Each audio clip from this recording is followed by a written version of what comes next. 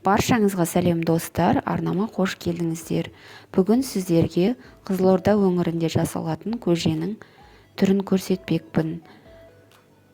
Қазақтың ұлттық тағамы көженің ерекшеліктерін осы видеода көрсететін боламын. Жаңа жылда жасалатын, қазақтың жаңа жылында жасалатын ерекше тағамдардың бірі өте сіңімді және жеңіл тағам болып саналады. Көжеге міндетті түрде сүр ет қолданылады. Қыстан соғымнан қалған сүр етті осылай жуып, қазы болса да болады. Қазыны етімізді жақсылап жуып, ыдысымызға салып қайнатамыз. Сүр еттің сорпасында піскен көже өте дәмді болады және денсаулыққа өте пайдалы.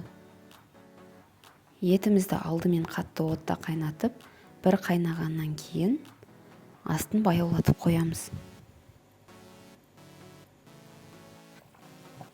Етіміз піскеннен кейін судан алып, сорпамыздан аламыз.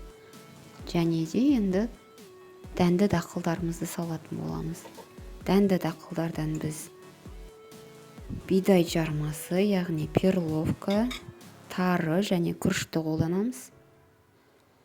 Одан кейін Қызылорда өңірінде тағы бір ерекшелігі өрік, мейіз қолданады көжеге.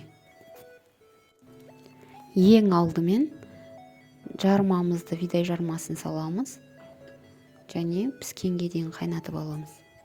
Одан соң күрішті салып, тарыны салып біраз қайнатамыз. Ең соңында өрік, мейіздерімізді қосамыз.